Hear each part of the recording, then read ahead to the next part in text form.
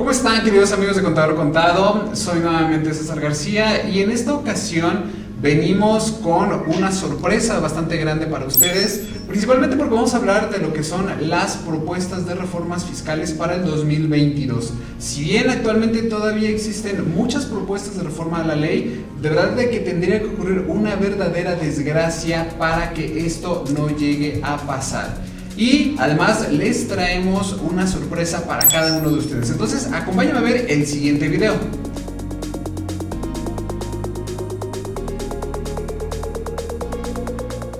Como se los comenté, quiero presentarles antes que nada a una persona a la cual admiro bastante, a la que me ha hecho inspiración de muchísimos de los videos que hoy en día ustedes tienen la oportunidad en nuestro canal. Ha sido un maestro para mí, ha sido un compañero de trabajo y más que un compañero de trabajo y un maestro, yo lo considero un gran amigo. El maestro José Antonio González Castro. Muchísimas gracias, maestro, por aceptar esta invitación, por aceptar así que esta llegada y inaugurar esta sección que vamos a estar ya trayendo conforme los mismos amigos nos los vayan pues requiriendo. Pues gracias a ti, César, es un placer estar con ustedes.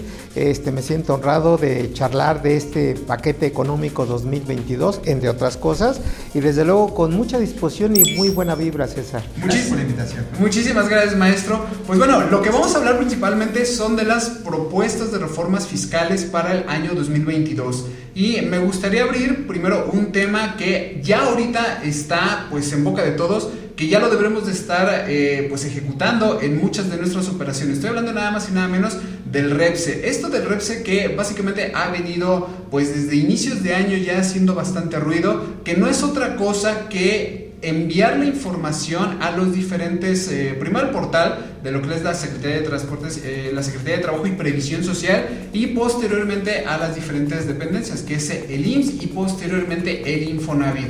Es un informe que se va enviando de manera cuatrimestral y que de hecho el primer envío se tuvo que haber ya hecho en el mes de septiembre. ¿De dónde parte todo esto? Bueno, básicamente es de que ya ahorita la subcontratación ya está pues totalmente derogada. De hecho ya es ilegal tener todo este tema. Incluso quienes realicen el servicio especializado de lo que es los servicios que nosotros solíamos tener con todo el tema de la subcontratación, son temas que ya hoy en día se clasifican como actividades vulnerables. ¿Qué me puede opinar de esto acerca de todo este tema, maestro? Pues mira, César, hay mucho que platicar. Sin embargo, hoy te diría de entrada de que ya vencieron los plazos para inscribirse en la Secretaría de Trabajo y Previsión Social. Plazos que vencieron, si tú recordarás, precisamente en el mes de agosto. En materia laboral, en materia fiscal, en el mes de septiembre. Digo, nada más hay que precisarlo. Por otro lado, déjame decirte también para tu gran audiencia, de que el día 11 de octubre, que hace un par de días, sacó un desplegado la Secretaría de Trabajo y Previsión Social, donde, a decir de la propia autoridad, ya está realizando verificaciones precisamente con la información que hemos presentado nosotros como contratistas, para que a partir de esa información verifique que la información sea verídica. Y me dice que algo que debemos de considerar muy importante, que no va a ser revisiones masivas, sino va a ser revisiones específicas, lo llama precisamente así, para identificar posible información falsa o inadecuada, y a partir de ahí la revisión. Y yo considero que si esa información no está correctamente planteada, puede inclusive cancelar la inscripción en el REPSE, César. Es correcto, exactamente. De hecho, algo muy importante que lo he estado platicando con varios colegas e incluso personalidades que ya también me han invitado a sus diferentes foros, es toda la información que nos están solicitando las diferentes autoridades fiscales, porque no nada más fiscales y laborales, porque no nada más estamos hablando del SAT, sino que también estamos hablando de la Secretaría de Trabajo y Previsión Social. Correcto. Pero por el otro lado estamos hablando ya del IMSS, que nos está pidiendo información, y también del lado del Infonavit. Correcto. Considero yo que es incluso ya muchísima información la que nos están solicitando. Es mucha la información que, si bien estamos enviándole a la Secretaría de Trabajo y Previsión Social, básicamente tenemos que estar haciendo ese mismo trabajo con lo que es el IMSS, con lo que es el Infonavit, y llega un punto en donde todo lo que es la gestión, todo lo que es el trabajo administrativo se ha disparado totalmente. Entonces estamos ante un escenario quiero yo pensar, o más bien quisiera no pensar, de un tema de agresividad fiscal, de un tema donde estamos viendo ya que la autoridad nos está cubriendo por todos los ángulos para que no se nos escape ni un solo personaje en todo este esquema del REPSE y bueno, que deriva evidentemente de la subcontratación laboral. Claro, mira, acá hay 3 temas que sí me gustaría retomar. La primera es que, de acuerdo a la reforma laboral, César, el artículo 15 de la Ley del Trabajo dice de manera puntual: para que yo pueda inscribirme y que me asignen un folio en la Secretaría de Trabajo, debo de estar al corriente en mis obligaciones fiscales y de seguridad social. Ahora, eso implica mucho, César, porque damos por hecho, más no por derecho, que todo lo que tú hagas en materia fiscal está correcto y está vigente, o sea, estás al corriente. Y en materia de seguro social es lo mismo, damos por hecho. Sin embargo, pues cada patrón puede tener sus pecaditos. Segundo comentario importante, de que la misma reglamentación para inscribirse en el REPSE, que salió publicado por ahí del 24 de mayo de este año, se establece la siguiente hipótesis, de que va a haber un convenio de colaboración entre diferentes autoridades, que ya lo mencionabas. Por un lado, la Secretaría de Trabajo y Previsión Social, Seguro Social, Infonavit, y yo agregaría el SAT, entre otros. ¿Me explicó? Entonces es importante, porque a partir de ahí, pues la información se va a compartir y vamos a tener la gran eventualidad de que, si no coincide, ahí vienen los actos de fiscalización. ¿Me explicó? Ahora, tercer punto también importante es que no hay que olvidar que ese tema de subcontratación de servicios especializados también está permeando en áreas corporativas, César. Hablamos, por ejemplo, de lo que es tu propuesta de objeto social, por un lado, y por otro lado, algunas reformas que ya platicaremos en materia fiscal como propuesta, también recogen o retoman algunos de esos temas de servicios especializados. ¿A qué voy con esto? Y hay una primera conclusión de mi parte, de que no hay que manejarlo aisladamente, lo que es el REPSE, de lo que es Seguro Social, o lo que es el Infonavit, o lo que puede ser el código, o lo que puede ser renta, porque todo tiene que manejarse de manera conjunta, y desafortunadamente quien va a hacer toda esta talacha, si me permiten el término, va a ser el contador, César. Sí, completamente de acuerdo. Y de hecho, parte de esto, en su momento estuvimos platicando,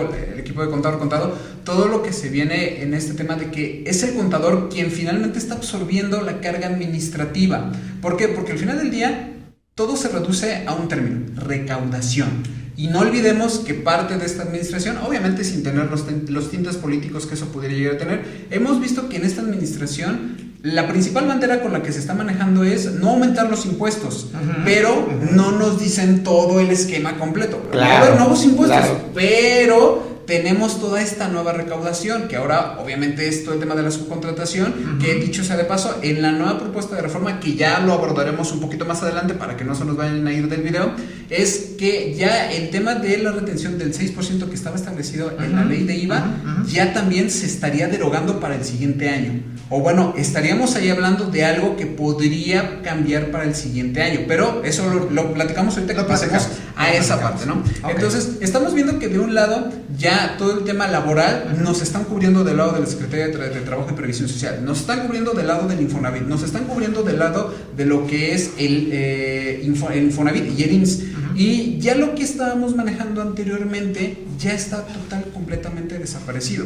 ¿Por qué ha ocurrido esto? Bueno, yo todavía he tenido por ahí algunos casos, amigos, donde existen muchas personas donde todavía están pensando cómo poder emprender un negocio, un despacho de subcontratación sin ver todo esto. Entonces hay que tener mucho cuidado. Es importante que ustedes se asesoren con personas expertas en la materia, pero sobre todo que estén actualizadas en todo este tema, que es muchísima, pero muchísima información. ¿Algo más que nos gustaría, que usted guste agregar a todo este tema del REPSE y de la subcontratación? Sí, con mucho gusto. Mira, dos temas. Uno de esos temas que hoy por hoy no está definido al 100%, César, es que para que sea realmente una prestación de un servicio especializado o obra especializada, realmente el requisito es que se ponga a disposición trabajadores del contratista al contratante.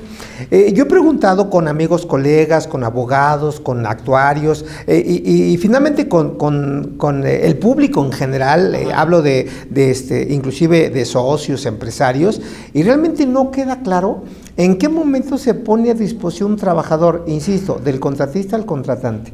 Ahora, ¿por qué lo considero?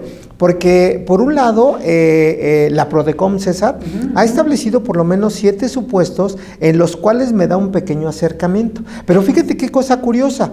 Hoy los abogados están muy a la expectativa de tesis, jurisprudencias, criterios y demás, y la Prodecom ha sacado la semana pasada un comunicado de prensa bien interesante. Dice que se está deslindando de establecer una propuesta como autoridad, la Prodecom, para saber si es o no un servicio especializado, toda vez que eso le corresponde a la autoridad laboral. Es decir, se está lavando las manos como Poncio Pilatos. ¿Me explicó? Y otro tema interesante es que no hay que confundir la prestación de un servicio especializado con esa característica que pongo a disposición trabajadores de la contratista a la contratante con un servicio personal independiente, ¿de acuerdo? Porque ejemplos pudieran haber muchos, pero uno de ellos, por ejemplo, en materia, digamos, de contadores, de auditoría, que hoy la auditoría ya va a ser obligatoria, ya lo platicaremos, pero por ejemplo, si yo mando a mi fuerza de trabajo para hacer una auditoría, al final del camino, aunque esté en las instalaciones de mi cliente, no lo estoy dejando a su disposición, porque están haciendo mis papeles de trabajo, están haciendo mi revisión, ¿me explicó? Están estableciendo el alcance del control interno, pero esa es una prestación independiente, más no un servicio especializado. Completamente de acuerdo, y de hecho es un punto bastante interesante el que acaba de tocar, porque hoy en día se tiene mucho la idea de que el simple hecho de mandar a una persona y que esté bajo el techo de nuestro cliente ya se considera disposición. Entonces vemos que existen muchas confusiones, no necesariamente tiene que ser así como bien lo acaba de comentar, en el sentido de que existen diversas actividades que el hecho de que enviemos a una persona al techo o a la empresa de nuestro cliente no necesariamente es un servicio que entre dentro de este esquema y que por lo tanto nos lleve a lo que es la inscripción del REPSE, a la inscripción de todos estos pues ahora sí que programas, esquemas que si bien nos pueden ayudar en un futuro, lo que estamos viendo en primera impresión es de que nos están generando más carga administrativa, ¿no? Totalmente. Entonces, ese es nuestro punto de vista.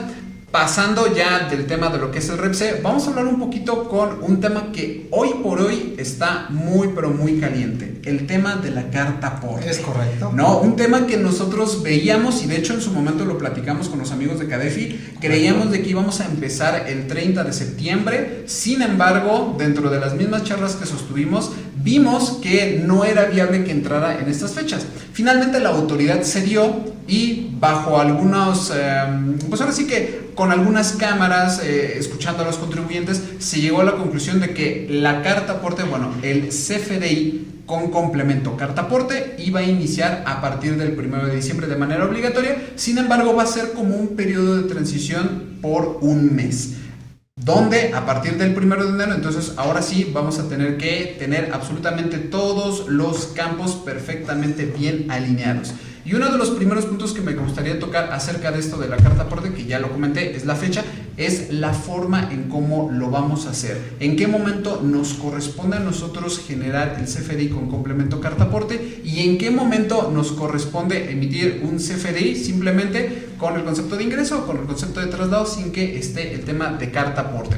Ya recordábamos, contador, que el día 29, si mal no recuerdo, de septiembre fue cuando se publicó esta tercera versión anticipada de resolución miscelánea fiscal, donde nos mencionaban diferentes reglas acerca de ya toda esta nueva disposición. ¿Qué nos puede comentar al respecto, maestro, de esto? Pues mira, yo quisiera empezar, César, y me adelanto un poquito, si me permites, adelante. Con la propuesta de reforma fiscal 2022 en materia de comprobantes fiscales.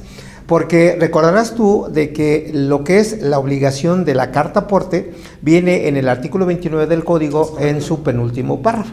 Ahora, dentro de un dictamen que salió publicado hace 2 días, para que vea también tu audiencia que estamos muy atentos a lo que sale publicado. Así es, gracias. Hay una propuesta de reforma a ese penúltimo párrafo, porque antes decía, mediante reglas de carácter general, se establecerán obviamente las condiciones y requisitos para emitir el CFDI de traslado, ahorita con carta aporte. ¿Y qué se precisa? De que ese documento de traslado pues va a servir para acreditar la tenencia y la estancia de las mercancías en territorio nacional, cosa que no venía. Entonces nada más quiero empezar con eso. Segundo punto, es importante mencionar de que con estas reglas que tú mencionabas, que de inicio son 7 reglas que se adicionaron a esta tercera versión anticipada de la resolución miscelánea, ya viene a aclarar muchas cosas. Una de ellas es de que la carta aporte solamente va a ser incorporada al CFDI cuando es traslado en territorio nacional vía terrestre, pero a nivel foráneo, a nivel federal, no así a nivel local, que había una confusión, si tú recordarás. Y también, sin pretender abundar mucho, porque hay muchas aristas, también ya se precisó cuál es el tratamiento del CFDI de traslado con carta aporte en un concepto de servicio llamado paquetería y mensajería. ¿Estás de acuerdo? Sí, que más o menos la regla es la misma, de que si es local no lleva carta aporte, si es federal ya lleva carta aporte. ¿Estás de acuerdo? Sí, pero bueno, entonces ahí está un primer comentario, César. Claro que sí, y de hecho para continuar con esto quiero comentarles que es la regla 2719 la que cambió totalmente. Seguramente ustedes ya vieron este video y si no, bueno, lo pueden ver aquí arriba para que ustedes puedan ir a ver cuáles son los cambios que han tenido esta regla. Pero sin embargo tenemos nuevas reglas, como bien lo acaba de comentar el maestro José Antonio. Tenemos la regla 27151, 52, 53, 54, 55, 56 y 57. Estas reglas que nacieron a partir de esta nueva versión anticipada con la intención de dar claridad a todas esas dudas que pudiéramos llegar a tener. Entre ellas, efectivamente, el tema de que si nosotros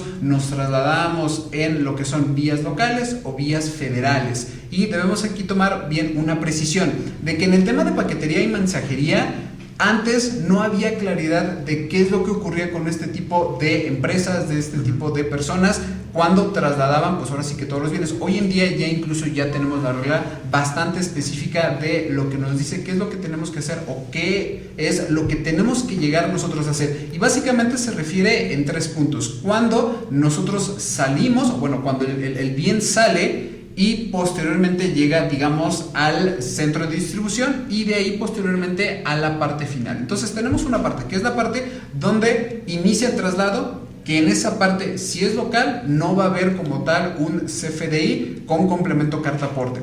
Evidentemente, si toca un tramo federal, sí va a tener ese CFDI con complemento carta aporte. Tenemos la parte donde ya va a estar en el centro de distribución y sin embargo, ahí hay una parte bastante importante que en su momento lo llegamos a platicar, es de que si no cambian las condiciones por las cuales el bien o la mercancía se traslada y si no pasa por algún tramo federal, entonces yo pensaría que tampoco tendríamos que emitir un CFDI con complemento carta aporte, ¿no? Ahí nos lo dice perfectamente la regla. Y finalmente el tercer punto, que es cuando ya va a llegar ahora sí que a su destino final. A la última milla. A la última milla, porque lo maneja como millas. Sí, claro. Entonces lo tenemos ahí como millas y si en esta tercera parte tampoco pasa por tramos federales, entonces tampoco va a haber un CFDI con complemento carta aporte.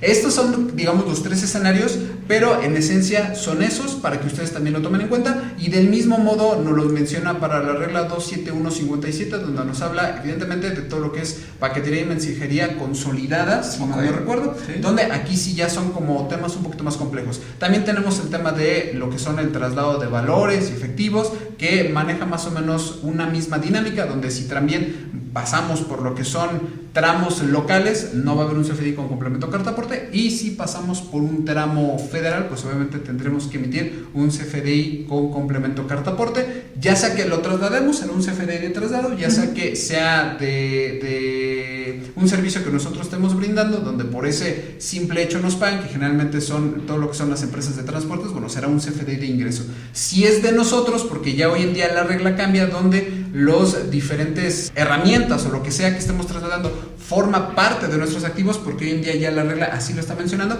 entonces será un CFDI igualmente de traslado y ya tendrá ahí sus diferentes características para poderlo emitir. Recuerden, amigos, es a partir del 1 de diciembre y en enero es cuando ahora sí tenemos que llenar nuestro CFDI con complemento carta aporte con todo el instructivo que nos marca el SAT, que dicho sea de paso, hoy en día ese todavía no se ha actualizado y lo tenemos incluso con las reglas que teníamos anteriormente, maestro, ¿no? Así.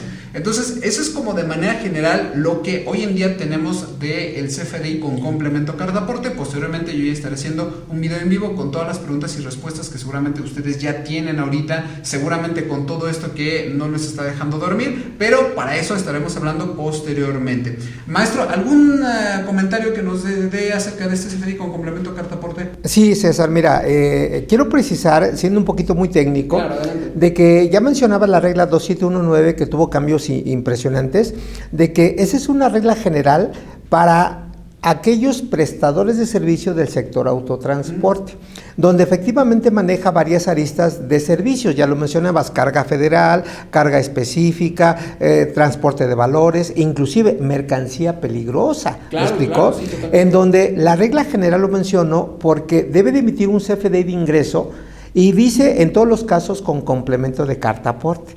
Y lo menciono, estimados compañeros, amigos de Contador Contado, de que hay una regla particular que es la regla 27152 que de manera puntual dice que si es transporte local, ya lo precisabas, no va a llevar complemento de carta aporte. Entonces, nada más para que no se confundan. Claro, ahora, otro punto importante que también es digno de apuntar, de que si llegado el momento se debe de emitir un complemento con carta aporte, que es el dato que va a llevar incluido el CFDI, no se lleva o no se ajusta a las disposiciones técnicas que publique el SAT, va a haber dos responsables solidarios, quien tiene la obligación de emitirlo y el beneficiario. Claro. Entonces, cuidado con eso porque van a venir sanciones. Y el último comentario que quisiera hacer al respecto, porque es un tema que nos podría llevar todo el día, de que, volviendo con el código César, Código Fiscal de la Federación, igual el artículo 29 letra A, antepenúltimo párrafo, dice que si no se cumplen con todos los requisitos del CFDI de ingresos y que debe llevar carta aporte, ese CFDI no producirá efectos fiscales. ¿Para quién? Para el cliente. Exacto. Aunque lo pague, aunque haga el contrato, aunque tenga todo, pero si no se ajusta, pues no va a ser deducible, César. Completamente de acuerdo. Y hablando un poquito de esas reformas que, nuevamente insisto, lo vamos a estar hablando un poquito más adelante del video, viene un cambio bastante interesante respecto a todo el tema de los FDIs, sí, que es, ya no vamos a poder cancelar los FDIs como lo hacíamos todavía este año y años anteriores, sino que ahora ya deberá existir una justificación con toda documentación, ¿no? Pero bueno, eso ahorita lo vamos a ver cuando entremos en materia de todo lo que es las propuestas de cambio para el siguiente año, porque de verdad que esto, amigos, nos da para muchísimo más. Entonces, ahí está un tema más, el tema del CFDI con complemento carta aporte para todos los amigos que están pues en este tema, que no saben qué hacer, de si ellos transportan mercancía, si se dedican al transporte. Existen muchas aristas, existen muchos conceptos por los cuales todavía vamos a estar platicando. Yo personalmente estaré trayéndoles a ustedes un video en vivo donde van a poder hacer todas sus preguntas y respuestas respecto a esto. Vamos a pasar, maestro, si bien le parece, ahora sí a la parte que a muchos todavía les cuesta un poquito de trabajo poderlo sentar, el tema del paquete económico 2022, que vemos que para tema de ISR hay cambios interesantes que pudieran no estar a primera vista, así de primera impresión. Claro. Y por el otro lado vemos el Código Fiscal de la Federación, que es la normatividad que más cambios trae. Incluso me atrevería a decir que más que la misma ley del impuesto sobre la renta.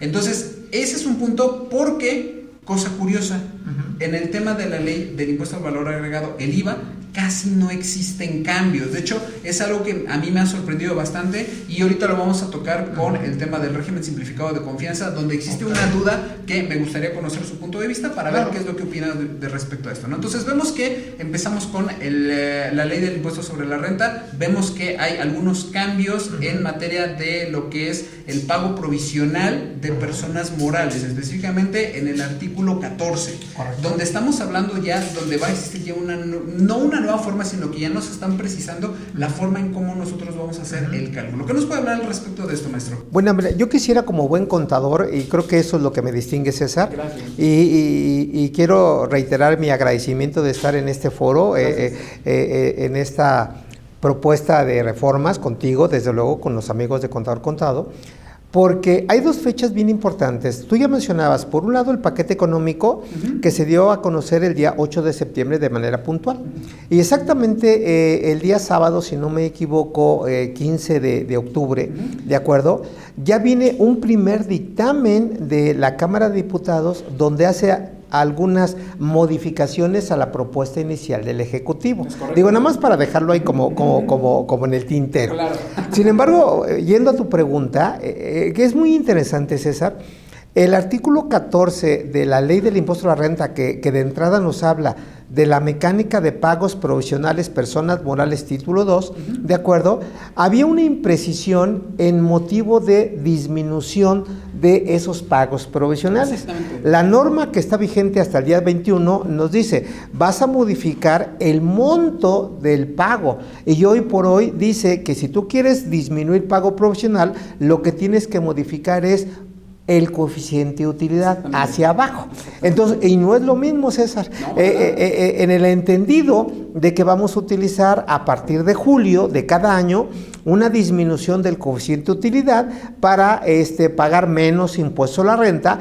Y la pena sigue igual, digo, las sanciones sigue igual, porque si tú al término del año 2022 en el año que estás disminuyendo el pago provisional, el coeficiente, detectas que el coeficiente de ese año es mayor al utilizado, la norma te dice, vas a pagar actualización y recargos. Entonces, la autoridad no da, perdona por la frase, es una frase coloquial, no da paso sin guarache. O sea, si bien es cierto, te establece esa posibilidad, que suena interesante, para no tener un pago adicional, pero si no tienes bien controlado una proyección, al final del camino vas a pagar actualización de recargos. Claro, exactamente, y de hecho, justamente de ese tema es de que hay mucha controversia. Ya por ahí me preguntaron, oiga, contador, vi que hay un cambio en la forma en cómo se va a hacer el cálculo del pago provisional de personas morales título 2, pero no lo entiendo bien. Aquí lo que ocurre es justamente cuando de algún modo nuestras proyecciones nos permiten ver que en un futuro podemos tener una disminución del pago provisional. Obviamente es un pago provisional a cuenta del impuesto anual.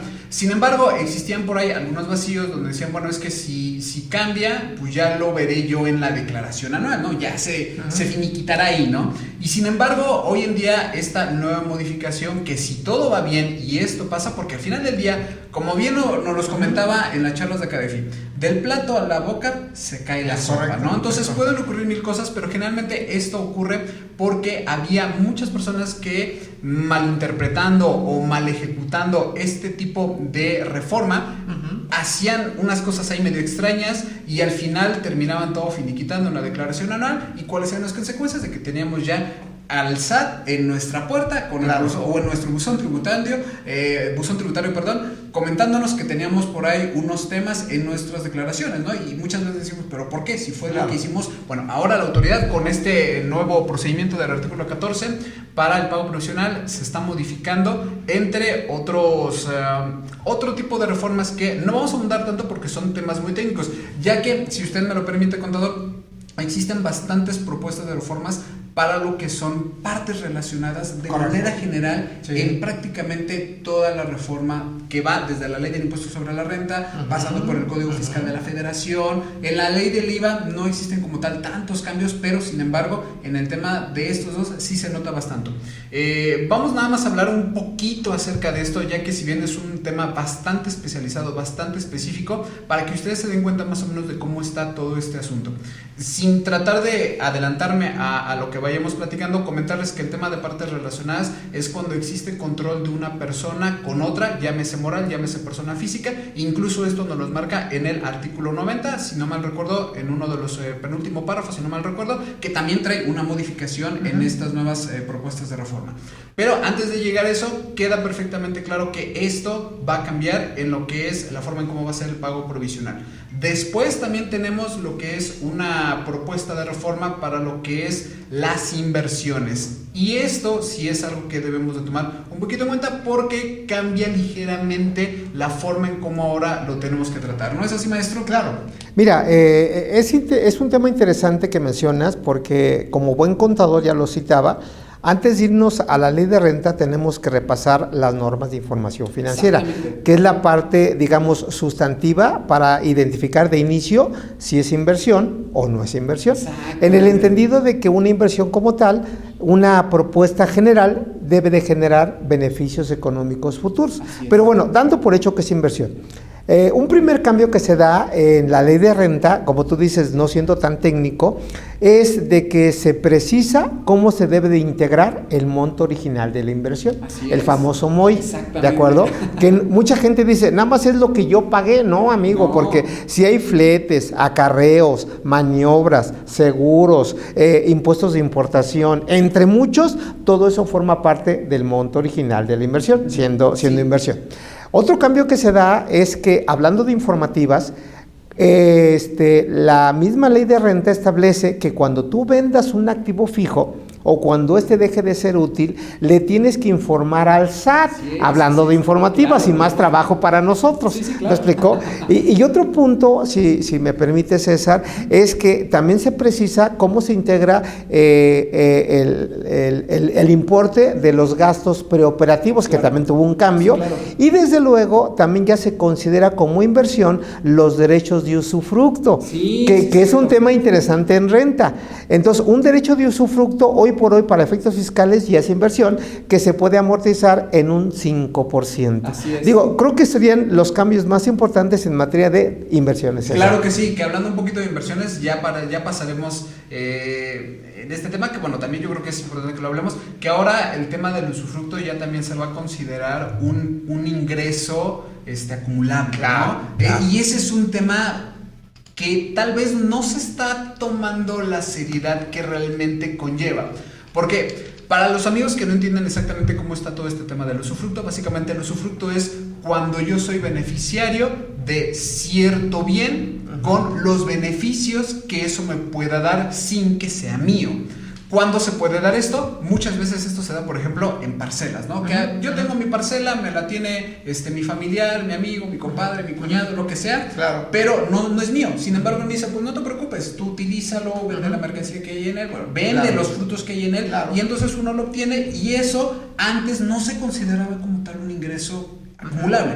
Hoy en día eso ya comienza también a ser parte de un ingreso acumulable, es parte de la propuesta de reforma que muy seguramente va a ir para adelante. ¿Y por qué digo muy seguramente? Porque esto, por desgracia, siempre fue llevado con, y usted igual podría corregirme en esto, contador maestro, de que esto se llevaba en malas prácticas, justamente porque era un vacío que quedaba ahí y que la gente lo utilizaba para poder obtener beneficios de un bien que no era de ellos. Entonces, esa es una parte también que deben de considerar. Efectivamente ya forma parte de las inversiones, ya incluso por ahí ya tiene su porcentaje para ver cómo lo vamos a estar calculando. Y un tema bastante interesante también en esto es de que ahora parte de los gastos que nosotros tenemos que considerar de manera preoperativa es que ahora el gasto para que quede funcionando la inversión también se considere. ¿Qué me lleva a mí pensar esto? Que antes se hacía toda la parte preoperativa, se instalaba la máquina, etcétera, etcétera, pero no funcionaba, no nos daba el beneficio que nos tenía que dar. Debió haber ocurrido por ahí algo en el camino donde dijeron, bueno, a ver, muy bonito todo, pero ahora esto se tiene que dejar funcionando, porque si no se deja funcionando, pues simplemente es una inversión que quedó ahí en el tintero, pero que no pasó a mayores. Entonces, esa es también una parte también ustedes que deben de considerar, ya bien lo comentaba el maestro, el usufructo, todo el tema de que ahora ya también tiene un porcentaje de inversión, de la forma en cómo lo vamos a estar pues llevando a cabo mes a mes, si ustedes lo quieren ver, ya también viene considerada en esta nueva propuesta de reforma, ¿no? ¿Algún comentario más que nos quiera dar de Sí, yo quisiera extenderme mucho, pero como bien dices, pues es muy técnico, claro. Entonces yo creo que a través de futuros charlas, comentarios, claro, tú ya irás aterrizando. Claro, pero bueno, un par de comentarios, mira, ese tema del derecho de usufructo va muy ligado a un concepto también técnico que se llama la nuda propiedad.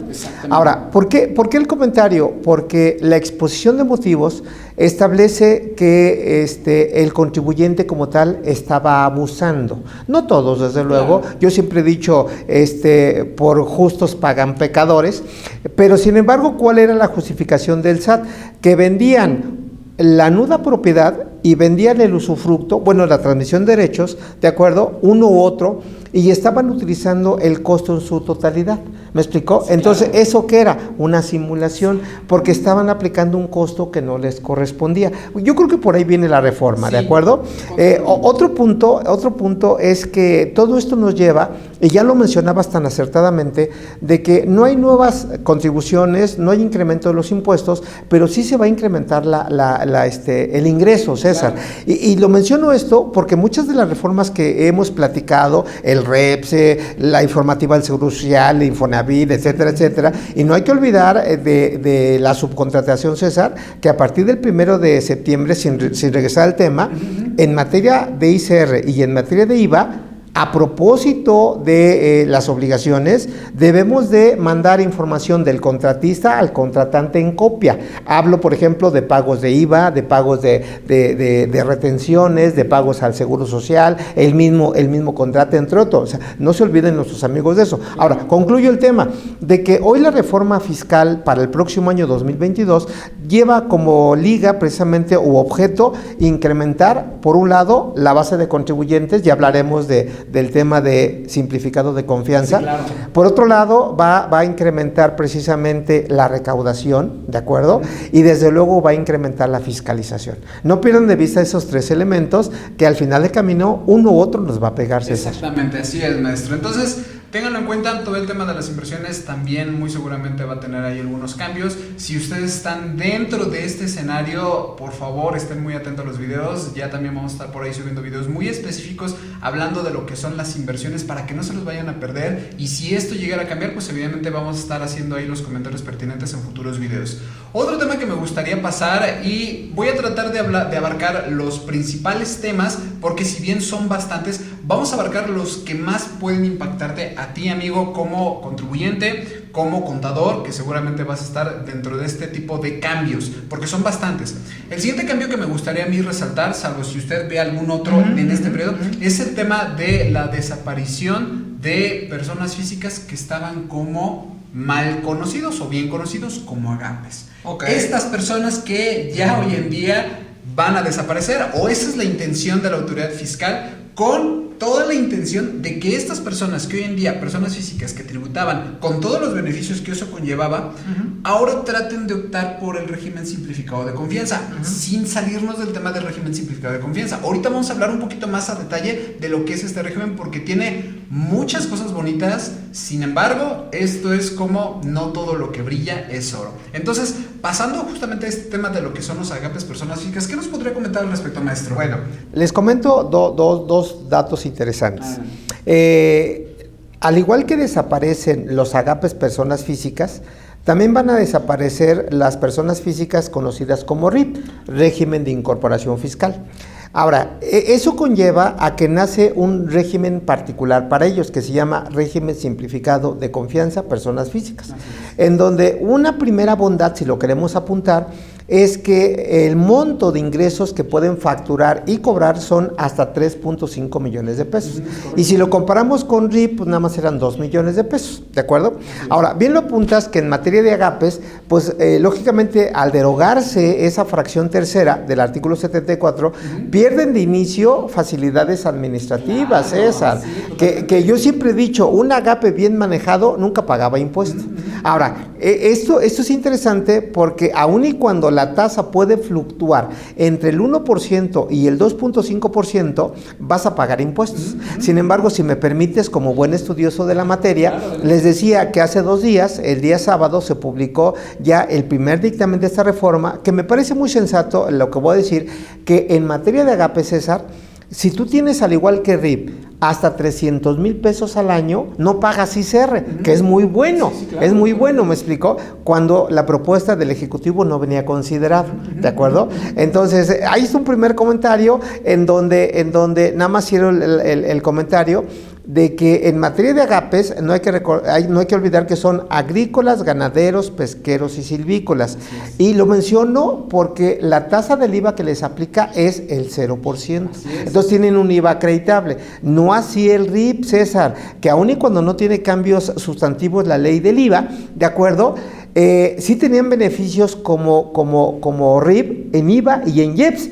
Hoy esos beneficios se los quitan y van a pagar el 100% del IVA. Exactamente, y de hecho eso es algo bastante interesante, ya bien lo comentaba el maestro, que uno de los, avanzando con este tema de la legislación, de la aprobación o no de estas propuestas, es justamente eso, de el límite de los 300,000 pesos para estas personas que están dentro de este sector de los agapes. Pero sí es importante que consideremos que personas que ganan arriba de esto y que evidentemente estarían en el régimen simplificado de confianza, uno de los problemas que tiene este régimen simplificado de confianza es de que no pueden gozar de ningún estímulo fiscal. Y evidentemente eso es lo que usted nos platicaba, no pueden gozar de ningún estímulo fiscal, entonces ya no tienes el estímulo del IEPS, ya no tienes el estímulo del IVA y por lo tanto estaremos en una situación un poco compleja. Y lo más penoso que yo veo aquí, o la parte más dramática, es de que este tipo de contribuyentes muchas veces son los que tienden a tener menos información que otros contribuyentes. ¿Por qué lo menciono? Por la misma naturaleza que tiene este régimen. Generalmente son personas del campo, personas que viven de parcelas, de ejidos, personas que lo único que quieren dedicar es a sus tierras. Y por desgracia, muchas veces este tipo de personalidades llegan a tener dificultades a la hora de tener un buen asesoramiento, de tener un buen contador, justamente por la misma naturaleza de esto. Entonces, tómenlo en cuenta, ya también vienen estos cambios. Evidentemente, cuando ya todo esté publicado, cuando ya tengamos ahora sí la publicación, vamos a estar hablando ya de un video muy específico de reformas fiscales, ahora sí con todo lo que esto conlleva.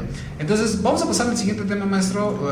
Vamos a hablar un poquito acerca de lo que son los sueldos asimilados a salarios de manera muy express, porque si bien es un tema muy importante, es un tema que no necesariamente a todos nuestros amigos, a todos los contribuyentes les puede llegar a tocar. Bueno, fuera que nos pudiera tocar a todos, ¿no? Pero nada más para hacer un poquito rápido, va a venir o se propone hacer una reforma a todo lo que son los sueldos asimilados a salarios para aquellos que ganen arriba de 75 millones de pesos. ¿Qué no me puedes decir respecto a eso? Bueno, César, mira, como siempre te comento. Gracias. Hay que ver cómo está la ley hoy y cómo va a venir para el próximo año, porque eso es un buen ejercicio.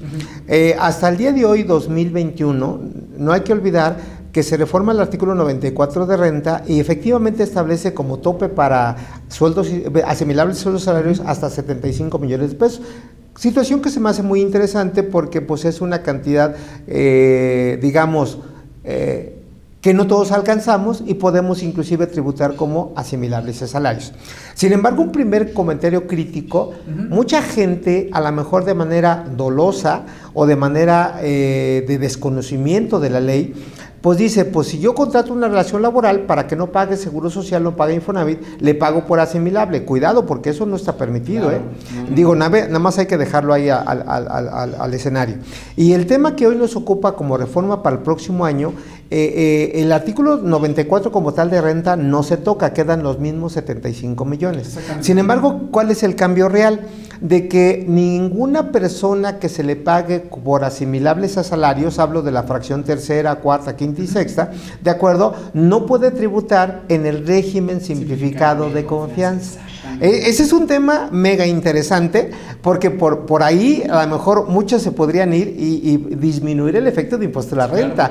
Sí. Y otro tema que también viene ya como dictamen de la Cámara de Diputados, ya digo, de lo que modifican de la propuesta inicial, se adiciona un inciso J al artículo 108 del Código que nos habla de defraudación fiscal, ¿de acuerdo? Donde me dice que se considera defraudación fiscal quien pretenda considerar a los sueldos y asimilables como si fueran honorarios, porque recordarán ustedes que los honorarios sí pueden estar en el régimen simplificado de confianza. Entonces, decir, los salarios quedan como salarios, los asimilables quedan como salarios y solamente los honorarios, que ya precisarás, sí se pueden subir al esquema del régimen simplificado de confianza, en donde una bondad, César, es que si yo llego al tope de los 3.500.000, el pago máximo de impuesto a la renta es el 2.5 y el impuesto real es 87.500. Muy bueno. Muy buenos, claro que sí. Y hablando justamente de eso, quiero especificar que el tema de los asimilados a salarios ha sido un esquema por demás pues digamos mal llevado a cabo, mal ejecutado y por ende pues obviamente con malas prácticas. Esa es la realidad y es parte de la finalidad de lo que hoy en día se quiere reformar, de que este tipo de esquemas, este tipo de escenarios donde muchas veces a los trabajadores se les daba de alta como sueldos asimilados a salarios y por el otro lado teníamos el esquema de sueldos y salarios o los llevábamos a cabo en diferentes prácticas. Bueno, esto evidentemente la autoridad se ha dado cuenta, ya lo ha hecho seguramente desde hace bastante tiempo y ahora lo que quiere hacer es cerrarlo con este nuevo régimen simplificado de confianza, que es parte de las propuestas que se van a venir para el siguiente año. Y es justamente el siguiente tema que queremos abordar con ustedes, amigos. Primero que nada, comentarles que el tema del régimen de incorporación fiscal estaría derogándose, es decir, estaría desapareciendo, pero no necesariamente así para aquellos que ya han venido tributando en este nuevo régimen de incorporación fiscal. ¿Por qué lo menciono? Porque dentro de las disposiciones transitorias de esta propuesta de reforma viene especificado que aquellos que ya venían tributando en el RIF hasta el 31 de agosto van a poder seguir tributando hasta que terminen sus años dentro del régimen de incorporación fiscal. Pero si se dieron de alta después del 31 de agosto, entonces, aunque se den de alta, por ejemplo, en septiembre, octubre, noviembre y diciembre, a partir de lo que es el 1 de enero del 2022, si no hay más cambios a las propuestas de reformas fiscales, entonces ya no estarían dentro de este régimen de incorporación fiscal y muy probablemente la autoridad los estaría canalizando al régimen, me atrevo a decir, al régimen de personas físicas con actividad empresarial y profesional. Ahorita quiero dar mi punto de vista del por qué, ya que el hecho de que desaparezca el régimen de incorporación fiscal nos trae el nacimiento de este famoso régimen simplificado de confianzas para personas físicas, porque también está el régimen simplificado de confianza para personas morales, que será el siguiente tema que abordaremos. Entonces, ¿cuáles son las primeras vistas que tenemos de este nuevo régimen simplificado de confianza? Ya lo comentábamos hace un momento, el maestro y yo, de que esto nos trae una nueva limitante, que son los 3.5 millones de pesos que nos da como límite para poder tributar dentro de este régimen. Y además, algo que a mí me gustaría resaltar es la forma en cómo otras actividades van a poder convivir con este régimen simplificado de confianza, lo que son los honorarios, lo que son por ejemplo intereses, arrendamiento, algo que me parece bastante interesante, y en su momento ya estaremos hablando de si partes relacionadas pueden entrar o no pueden entrar. ¿Qué me puede decir acerca de este nuevo régimen, maestro? Como bien lo menciona César, tiene muchas aristas. De inicio, yo podría decirte que como limitante, las personas físicas que son socios de alguna persona moral no pueden tributar en este régimen simplificado de confianza. Por un lado. Por otro lado, yo creo que la disposición es muy clara cuando dice de que si tú dejas de presentar 3 pagos provisionales, hablando de ICR, eres una persona incumplida y aun y cuando no rebases los 3.5 millones, ya nunca podrás volver a tributar en este régimen. No así los que rebasen 3.5 ya se van al régimen general, pero pueden regresar al régimen simplificado. Entonces, ahí está un primer comentario. Otro comentario es de que en materia, por ejemplo, del IVA, ya lo mencionamos, no hay cambios. ¿Eso qué implica? Que van a pagar el 100% del impuesto al valor agregado. Así es. Y otro dato interesante es que no tienen derecho por norma a deducciones. Exacto. No tienen derecho a deducciones. ¿Qué quiere decir? Que van a pagar sobre el ingreso facturado y cobrado el porcentaje que le aplique, pero sí están obligados a hacer tanto pagos provisionales como declaración anual. Los dos temas, ¿me explicó? Sí. ¿Y eso qué implica? Pues que al ser declaración anual van a poder incluir deducciones personales, pero también no hay que olvidar que en RIF sí tenían la opción de presentar anual, pero les quitaban el derecho de deducciones personales. Ojalá no se den este régimen, César. Esperemos que no. Esperemos que no. Realmente esperemos que no. Y de hecho es una duda que me han hecho a mí bastante. Oye, contador, en este nuevo régimen simplificado de confianza, la ley o la propuesta de reforma a la ley es muy clara, sin deducción alguna, tanto en el tema de los pagos mensuales, porque así lo manejan, no pagos provisionales, no pagos definitivos, pagos mensuales. Y en el artículo donde nos menciona de lo que es la declaración anual, nos pone de igual modo sin deducción alguna. Entonces, algunos me han dicho, oye contador, pero entonces si en el artículo donde dice declaración anual dice sin deducción alguna, entonces yo también pensaría que no puedo yo incluir deducciones personales. Y yo me atrevería a decir, antes de que me dé su punto de vista, yo diría que no, porque en el artículo 151 de la Ley del Impuesto sobre la Renta no nos limita a que nosotros podamos incluir estas deducciones personales. Viene otro cambio interesante que ahorita lo vamos a platicar, pero bueno, ese es otro tema. ¿Qué me opina usted acerca de eso? Mira, yo estoy totalmente de acuerdo contigo porque efectivamente son dos tipos de deducciones. Sí. Las deducciones del capítulo, que el capítulo como tal que se llama régimen simplificado de confianza, no tiene derecho a las deducciones, por lo tanto esas no las toco. Pero sin embargo en deducciones personales sí permite meter deducciones personales. Exacto. Entonces, ¿eso qué puede provocar? Que pueda tener inclusive un saldo a favor de impuesto a la renta. Exactamente. No lo vayan a dejar de lado porque si bien el régimen simplificado de confianza es un régimen que suena muy bonito, que básicamente nos están cantando las sirenas para que nos vayamos hacia él, tiene otras cosas que pueden no ser tan novedosas y que definitivamente yo les recomiendo que siempre acudan con un contador, con su contador de confianza. Si quieren acercarse a nosotros, ahí están nuestros datos de contacto en la caja de descripción, porque se tiene que hacer un análisis de realmente les conviene o no estar dentro de este régimen. Hay otro tema bastante interesante, maestro, que me gustaría conocer su opinión, y es respecto justamente al tema de los gastos y las deducciones.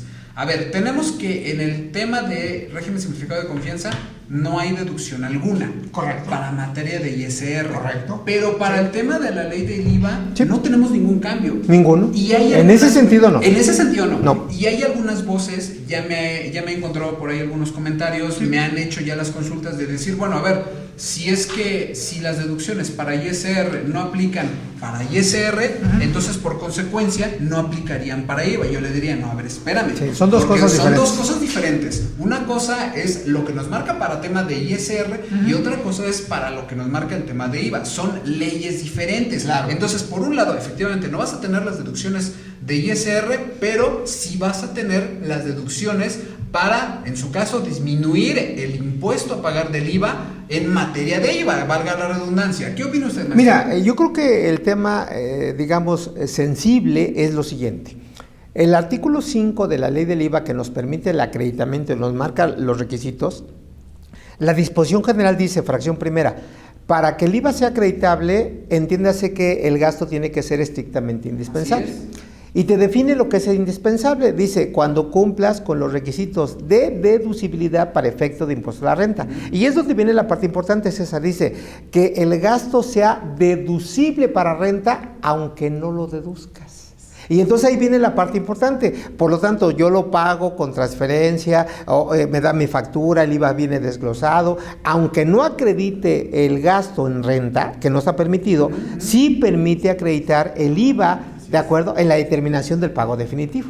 Yo creo que ahí está la diferencia, César. Sí, totalmente de acuerdo. Incluso, si me lo permite, una de las obligaciones de este régimen simplificado de confianza, que aunque parece contradictorio, es, bueno, no va a haber deducción alguna, no va a haber ningún gasto que nos permita disminuir el impuesto. Sin embargo, una de las obligaciones es conservar todos los FDIs de inversiones, de compras, de gastos. Bueno, a ver, muchos se llevarían la finta, si me lo permiten decir, amigos, de que si ya no tengo la obligación de meter ninguna deducción, o si ya no tengo ni la opción de meter ninguna deducción, entonces ¿por qué voy a pedir las facturas de mis gastos y compras? Y diré, no, espérate, porque si la autoridad te detecta de que no has conservado los comprobantes fiscales que amparan tus compras y tus gastos, una de las consecuencias es de que te puedan sacar de este régimen sin la opción de regresar, ¿no? Ese es uno de los temas. El segundo tema es justamente, ya lo mencionaba hace ratito el maestro José Antonio, de que tenemos esa limitante de 3.5 millones. Si nosotros llegáramos a rebasar esa limitante, salimos automáticamente de este régimen simplificado de confianza.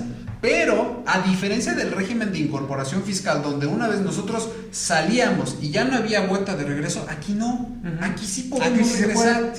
Y esa es una gran bodada, amigos, porque Antes teníamos ese problema de decir, bueno, ya rebasamos los 2 millones de pesos y bueno, a empezar a tributar como una persona física con actividad empresarial o profesional, sea el caso que sea. Ahora no, ahora salimos, pero si posteriormente no nos va bien en el negocio, no superamos estos 3.5 millones de pesos, al siguiente año podemos nuevamente regresar a este régimen simplificado de confianza, ¿no? Sí. Entonces, esa es una gran bondad que considero yo que sí vale la pena considerar al momento de tomar la decisión de seguirnos o no a este nuevo régimen simplificado. Ahora, agregaría algo adicional. Adelante. Decía que una persona ya no puede regresar al régimen simplificado de confianza si es incumplido. Entiendas incumplido cuando deja de presentar 3 o más declaraciones en renta. Y eso también es importante porque si caes en esa situación de incumplido, también puede restringirse de manera temporal tu certificado de sello digital. Claro. Entonces también por ahí la autoridad te pone otro candado, dice, te sanciono en renta y te puedo quitar el certificado de sello digital. Claro. Y esto lleva a una conclusión de que nos está invitando la autoridad a que seamos cumplidos, hablando otra vez Seguro Social, REPSE, código y demás. Sí, pero es correcto. Así es, así es. Entonces, ténganlo en cuenta, este régimen es bueno, pero tiene sus pros, pero también tiene sus contras. ¿Qué es lo que yo siempre he mencionado con cada uno de nuestros clientes cuando los asesoramos? Este régimen está dirigido para aquellas personas que casi no tienen gastos. Claro. ¿Por qué lo digo? Claro. Porque las personas que sí tienen gastos, podría parecerles contraproducente pasarse a este nuevo régimen. ¿Por qué? ¿Por qué lo digo? Porque muchas veces el contador nos dice, o el asesor nos dice, pásate a este nuevo régimen, tiene más bondades, ya vas a pagar nada más el 1 o 2%, pero espérate. Es el 1 o 2% sobre los ingresos, pero nosotros antes calculábamos el impuesto sobre una base fiscal, es decir, nuestros ingresos menos nuestras compras, gastos, y sobre esa operación, sobre ese importe, esa base fiscal, es donde nosotros ya calculamos nuestros impuestos, entre algunas otras operaciones más que no voy a entrar en detalle justamente porque puede llegar a resultar un poco técnico. Entonces, ténganlo en cuenta para que ustedes a la hora de tomar la decisión de si quieren o no entrar a este nuevo régimen simplificado de confianza, no vayan a tomar una decisión equivocada. Esto es parte de las propuestas de reformas fiscales para 2022 y antes de pasar al siguiente, que es una pequeña partecita del artículo 151 de la Ley de Impuestos sobre la Renta, me gustaría saber si hay algún otro comentario de su parte, maestro, respecto a este nuevo régimen que pues prácticamente lo tenemos a la vuelta de la esquina. Pues yo diría que antes de cambiarse, porque también el dictamen que he mencionado en 2 ocasiones, y creo que ya lo citaba, nada más quiero precisarlo, claro. En materia de ejercer la opción, tengo hasta el 31 de enero del próximo año para que yo, persona física, pueda ejercer la opción del régimen simplificado, de confianza, desde luego. Ahora, puede ser muy bueno, y ya lo mencionabas, pueden convivir honorarios, actividad empresarial, arrendamiento, claro. ¿De acuerdo? En este régimen y de manera adicional salarios y pensiones. Digo, salarios e intereses cuando no rebasen precisamente los 3.5. Ahora, ¿por qué el comentario? Porque si tú cobras hoy por honorarios o por arrendamiento, debo decirte que si aplicas la tarifa a 3.5 millones de pesos, el impuesto es altísimo, claro. César, altísimo. Sí. Entonces, ¿a qué voy? Que honorarios, arrendamiento, sí se pueden bajar, si me permite el comentario, a el régimen simplificado de confianza y al menos en renta pagarían únicamente 87,500, llegando al tope, claro. Cosa excelente, sí, no, buenísima. Nuevamente lo comento, claro, este régimen está dirigido para personas que no están acostumbradas a tener niveles altos de gastos. ¿Quiénes son este tipo de personas? Nada más para que se den una idea, lo voy a dejar ahorita sobre la mesa porque ya hablaré posteriormente de esto. Por ejemplo, todos los que son los youtubers, los creadores de contenidos que tienen sus gastos solamente a inicios de operaciones y posteriormente casi no tienen gastos, casi no tienen costos. Pero esto ya lo estaré hablando yo posteriormente en un video más adelante. Ahora, vamos a otro tema, maestro. Vamos al tema acerca de la limitante a las donaciones como deducciones personales del artículo 151. Usted recordará que anteriormente marcaba un par de limitantes a la hora de nosotros aplicar nuestras deducciones personales. O el 15% del total de nuestros ingresos o 5 unidades de medida de actualización, pero no se aplicaba a 2 fracciones. Sí. Una que era al tema de... Fracción tercera y fracción 5. Exactamente. ¿Cuáles son estas 2 fracciones? Uno es el tema de los donativos y el otro era el tema de las aportaciones para nuestro retiro. Claro. El que ahorita está teniendo mucha polémica es el tema de los donativos, porque antes nosotros podíamos donar a las instituciones, a las fundaciones, N cantidad, y todo lo podíamos nosotros utilizar para las deducciones personales, porque no tenían estas limitantes ni del 15% ni de las 5 unidades de medidas y actualización. Con esta nueva propuesta de reforma ya esto no sería, y estarían sujetas nuevamente a las demás deducciones personales con estas limitantes. Es decir, nos están topando estas limitantes. ¿Qué nos puede opinar acerca de esto? Mira, son temas interesantísimos porque efectivamente no entraba en esa limitante del 15% de los ingresos totales o las 5 UMAS, lo que resultara menor, porque si tú recuerdas ya tenían su tope en sí mismo. Claro. ¿Me explicó? Sí, claro. Ya tenían su tope en sí mismo. Y efectivamente la propuesta del Ejecutivo es separarlas para acotarlas a este tope. Sin embargo, otra vez, y perdón por ser tan reiterativo, adelante. El dictamen que se acaba de publicar hace 2 días me dice que el único concepto que quedaría realmente no sujeto a esa limitante sería las aportaciones al fondo de pensiones. Así es.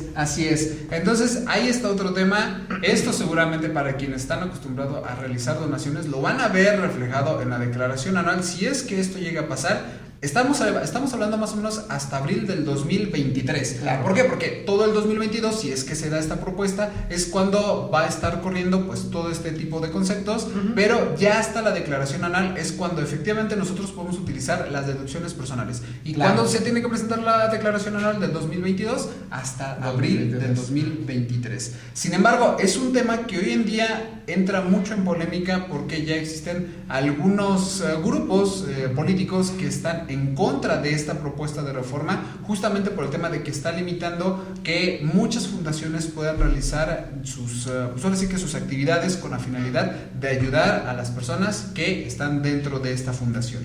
Vamos a otro tema, maestro, porque, híjoles, abarcar todos los temas detalladamente en 1 hora, 2 horas, la verdad es de que es imposible, ¿no? Claro. Entonces vamos a tratar de dar los puntos más relevantes, y el siguiente punto que me gustaría abordar con ustedes, amigos, es el tema del régimen simplificado de confianza, pero ahora de personas morales, considerando que la opción de acumulación de ingresos ya no va a estar vigente o ya no va a estar en la ley del impuesto sobre la renta. Sin embargo, va a seguir vigente como una sociedad más, ¿no? Porque existía la confusión de decir, bueno, es que ya se va a derogar lo que es el régimen de simplificado de acciones, el régimen de personas morales simplificado de acciones. Bueno, vamos a ver exactamente cuáles son, si realmente se deroga o no se deroga. Pero de entrada, para el tema del impuesto sobre la renta, esta opción de acumulación de ingresos ya no va a estar. Recordábamos que teníamos por ahí de 5.5 millones de pesos, 5.6 más o menos por ahí el importe.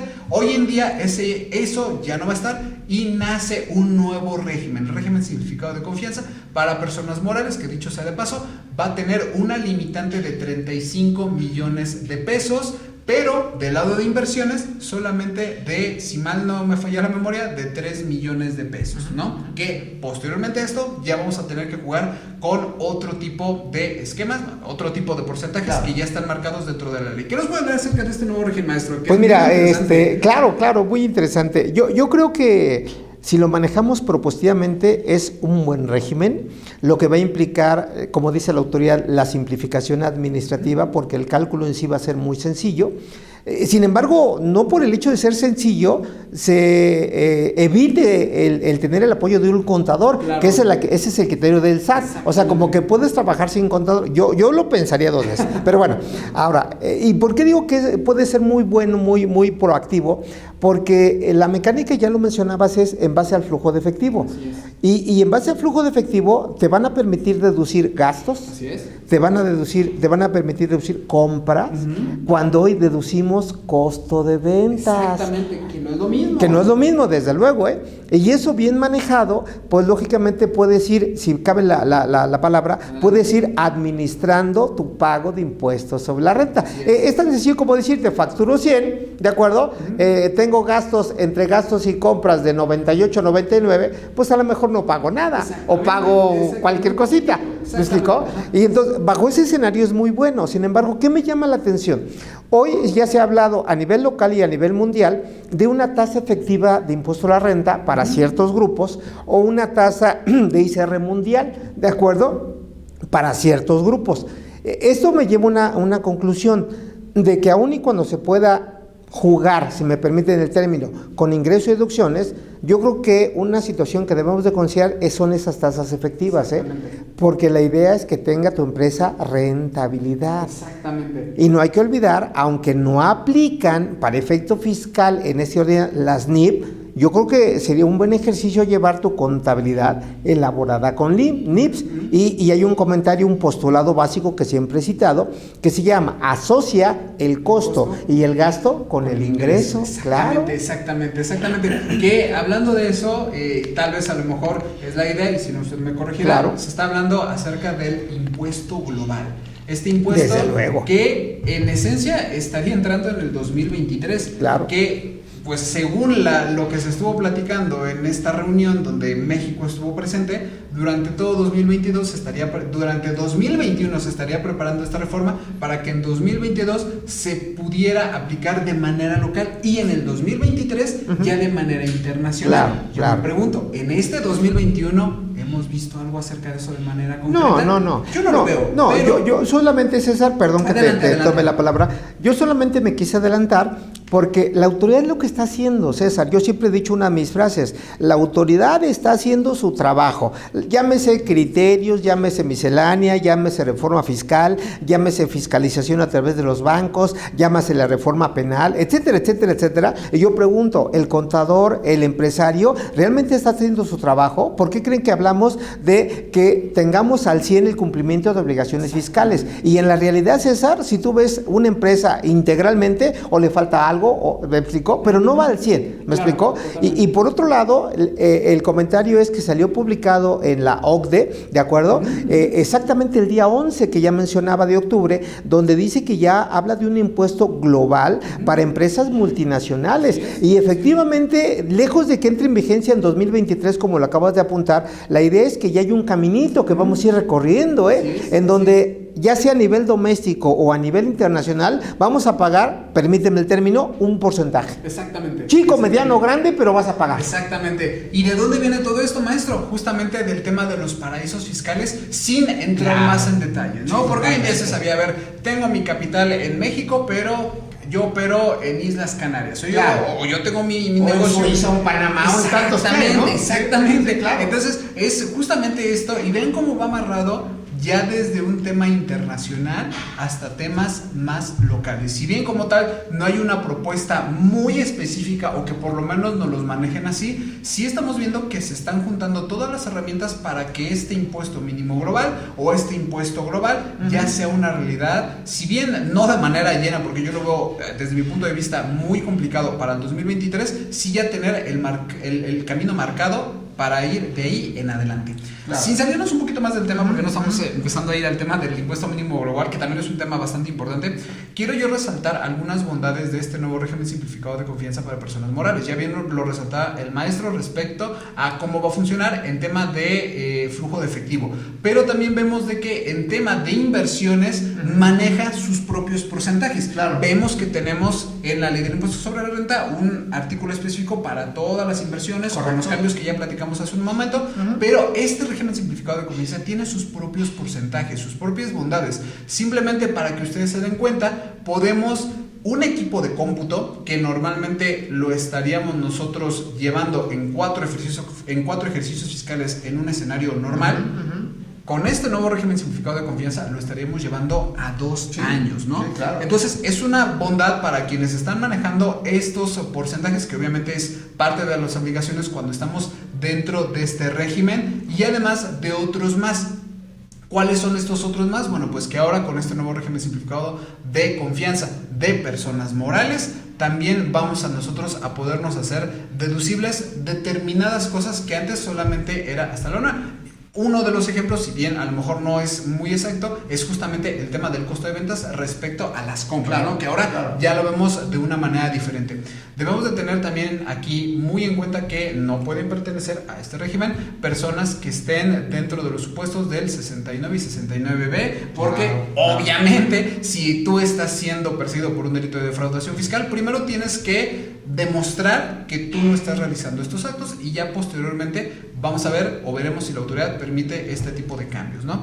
Entonces, hasta aquí estamos viendo simplemente los cambios en materia del impuesto sobre la renta, los más importantes, porque es importante aclarar que no son todos. Sin embargo, sí son los que a la mayoría de las personas, a la mayoría de ustedes, les puede llegar a afectar. De todos modos, si ustedes tienen alguna duda respecto a algo, necesitan algún tipo de asesoría o consejo, tienen en nuestra caja de descripción todos los contactos para que nos puedan a nosotros, pues ahora sí que llamar y ver cómo podemos apoyarlos. ¿Algo más que usted quiera resaltar de las propuestas de reforma de la ley de impuestos sobre la renta, maestro? Sí, mira, nada más en el último tema del régimen de confianza personas morales, nada más quisiera precisar, sin ser tan técnico, de que en materia de artículos transitorios deben tener cuidado con la acumulación de ingresos 2021, que es al flujo, es a lo devengado.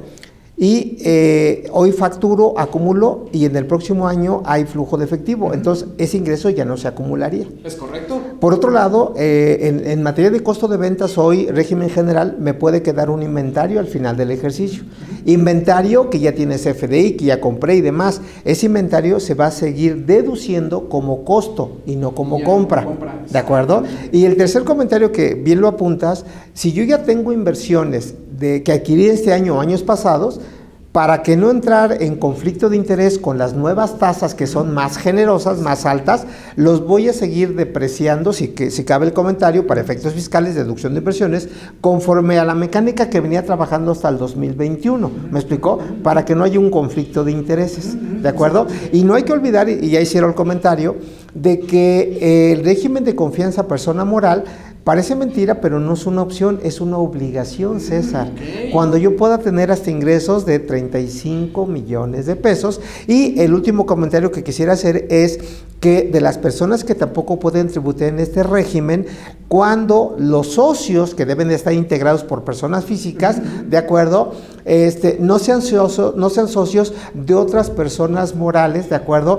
Pero que regula la Ley General de Sociedades Mercantiles. ¿Eso a qué quiero llegar? De que si yo soy un socio de una sociedad civil o asociación civil, al no ser mercantil, sí pudiera tributar en este régimen. Digo, nada más ahí lo dejo como mero dato, ¿eh? No, perfecto, y de hecho son datos que ustedes deben de considerar, porque uno pareciera, bueno, ya va a entrar el nuevo régimen sobre el fuego de confianza, ya sea persona física, ya sea persona moral. Ajá. Y existen muchas personas que dicen, bueno, es que yo quiero ser persona moral, quiero tener la presencia, quiero tener la imagen. A ver, espérate, ¿te conviene estar por qué? ¿Porque es imagen o porque es un beneficio fiscal?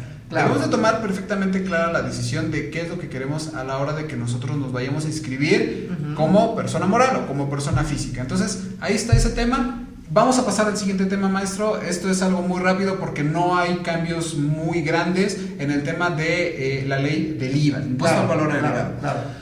Cuando yo vi la reforma, amigos, créanme que yo me sorprendí porque vi muchos cambios en el tema de impuesto sobre la renta y me esperaba algo similar en el tema del impuesto al valor agregado.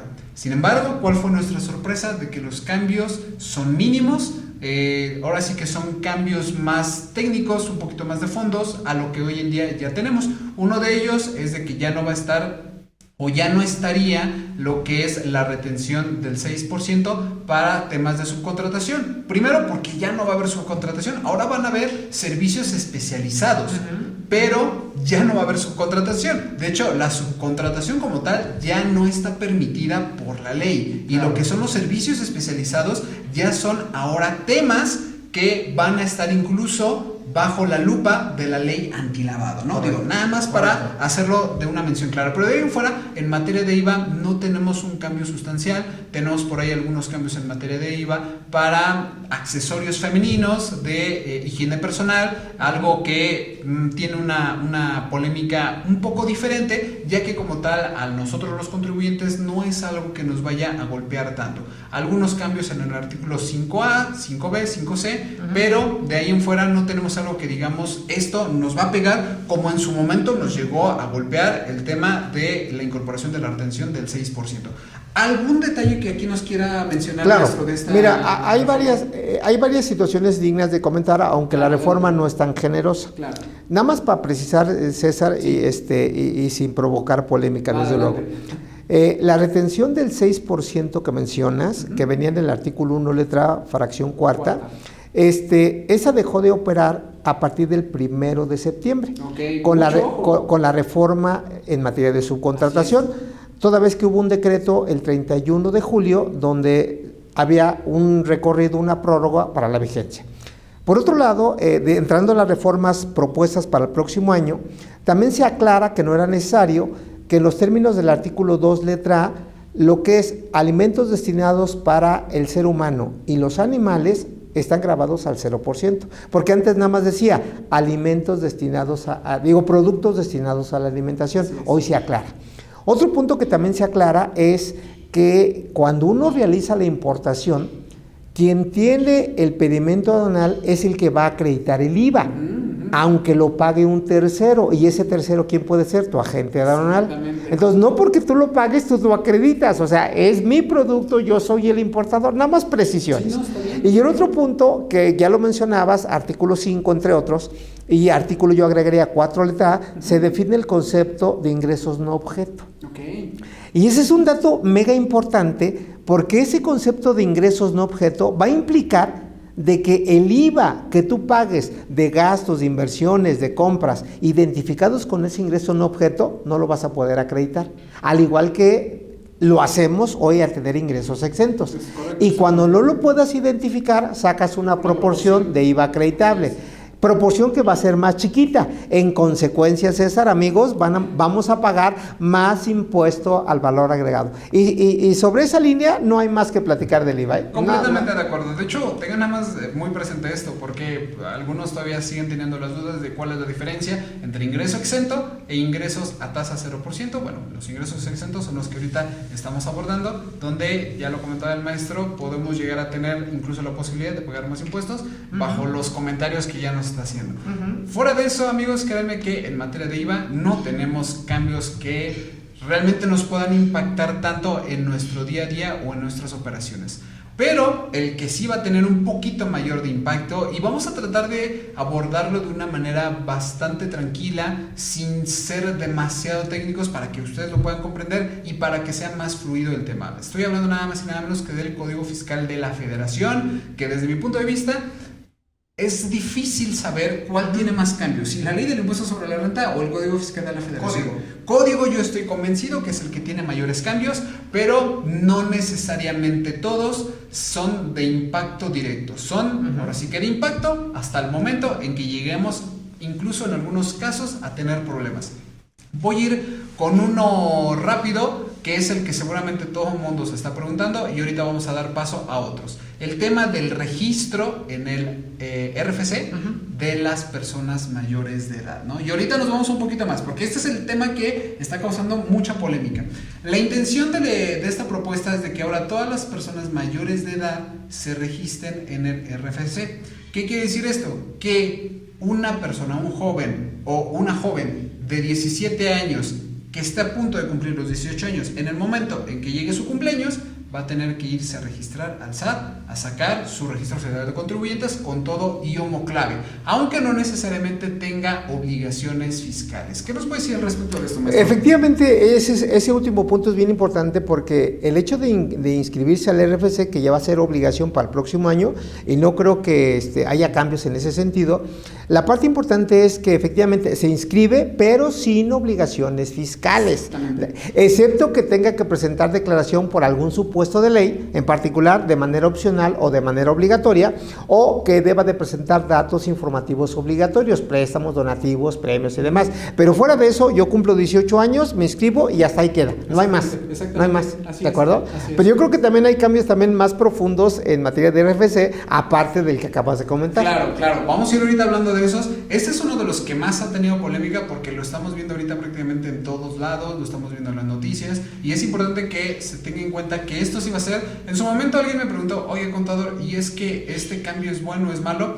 Yo le diría, mira, De todos modos va a haber un punto en que te vas a tener que registrar en el RFC, y si lo puedes hacer lo más antes posible, qué mejor. Esto no implica que tengas que pagar impuestos, que tengas que pagar por lo que te dan tus papás, por lo que te dan tus abuelitos, por las becas que puedes llegar a recibir. Esos tienen otros tratamientos. Entonces, al tener otros tratamientos, no necesariamente tienes que pagar impuestos por esto. Sin embargo, he de ser también sincero que considero que de algún modo también tiene algunos tintes recaudatorios de otro modo.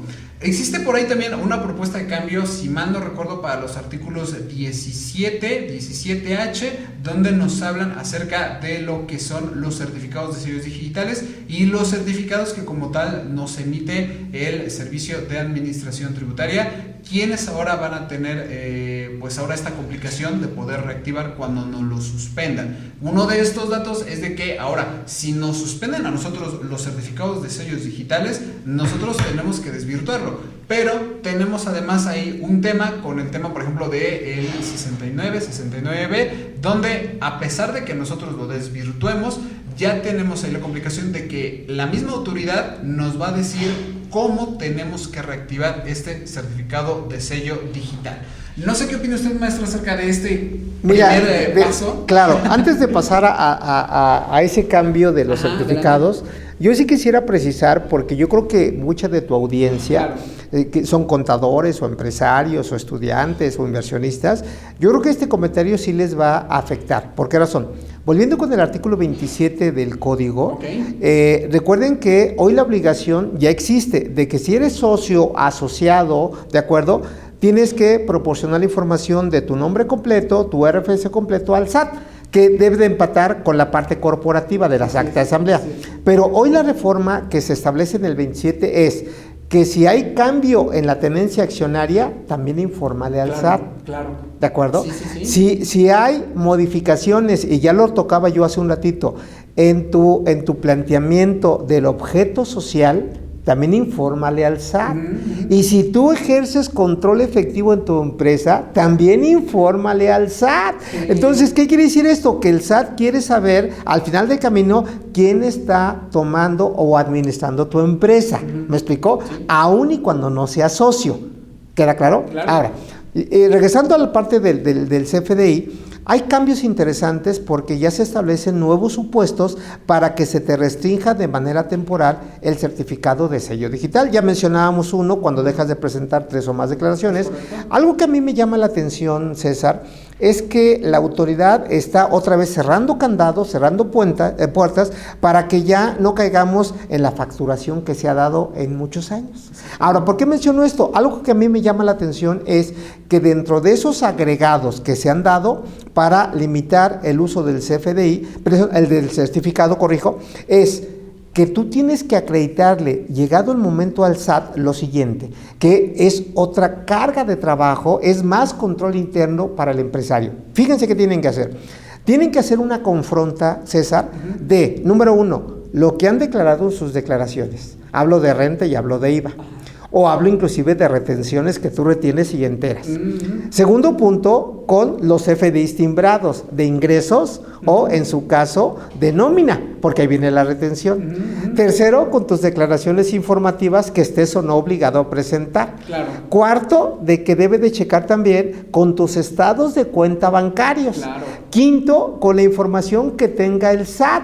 Y entonces, todo eso en la práctica lleva más trabajo, más carga administrativa y debo decir muy franco, no todos lo están haciendo. Entonces, si hoy llega la autoridad y tocamos madera, no haces esa confronta, lamentablemente te van a restringir tu certificado de sello digital. ¿Y qué decir nada más para aterrizarlo? Si ustedes caen en una situación anómala, como puede ser el 69, la transmisión de pérdidas indebidas, entre otras, también va a ser un supuesto, de acuerdo, que si no lo justifican ante el SAT, te van a suspender tu certificado de sello digital. Así es, exactamente. Qué buenos comentarios está haciendo, maestro, porque justamente de esto parte todo el trasfondo que yo personalmente le veo a las modificaciones del Código Fiscal, bueno, las propuestas que están haciendo el Código Fiscal, porque tiene mucho tinte recaudatorio. O sea, yo lo vi desde el momento en que comentaron nuevamente para este año de la titular del SAT, donde nos decía, no va a haber aumento de impuestos, pero va a venir toda una avalancha de cambios para el Código Fiscal de la Federación.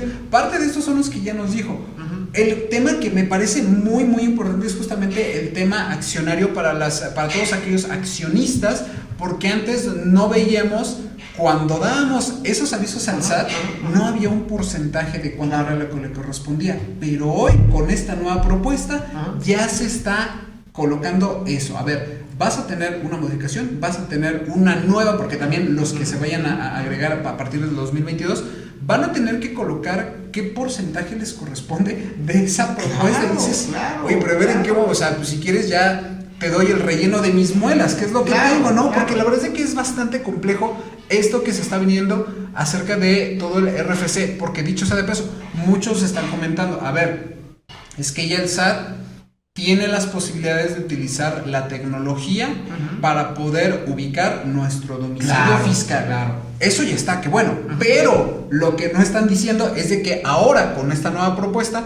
también ya va a tener las facultades de que si antes estabas de una forma, el SAT puede utilizar esas mismas tecnologías para modificar lo que actualmente ya está. Y eso antes, amigos, no estaba. Esta es parte también de las propuestas que se vienen para el 2022. Es decir, que ahora nos va a localizar, dice, no está aquí, entonces en automático el sistema del SAT va a hacer las modificaciones correspondientes en su sistema, ¿no? Y eso es algo, desde mi punto de vista, también recaudatorio, porque ahora lo que va a hacer es de que va a utilizar diferentes sistemas para poder ver si estamos o no realmente en el lugar que les decimos, si estamos o no realmente en el domicilio que nosotros asentamos, y si no, no es necesario que nosotros vayamos a realizar esta modificación. Ellos ya por automático lo van a hacer. Es casi como decir, no te preocupes, no vengas, yo lo modifico por ti. Es correcto. Pero es que eso, amigos, pudiera parecer en un inicio y dices, bueno, pues ya que lo hagan ellos. No, porque eso tiene también un arma de doble filo, porque pudieran comenzar a tener en sus bases de datos información que no realmente es la que nosotros estamos operando, ¿no?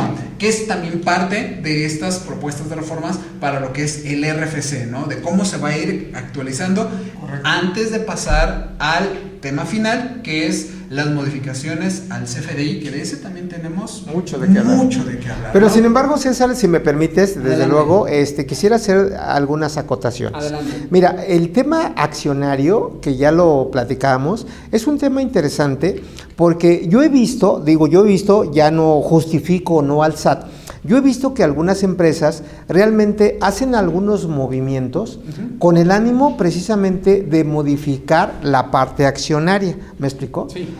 Y ahora, ¿por qué menciono esto? Porque esto tiene mucho que ver con una reforma en renta que no hemos platicado, que se habla precisamente de la capitalización delgada. Claro.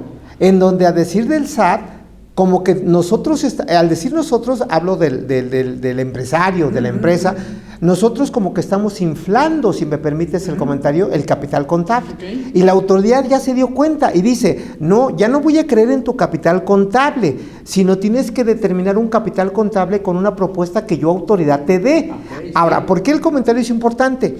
Porque la autoridad ya quiere saber toda la parte corporativa, que ya lo platicamos. Y por otro lado, si ustedes, amigos, tienen un concepto llamado capitalización delgada, donde el pasivo es mayor de 3 veces el capital contable, los intereses que paguen no son deducibles.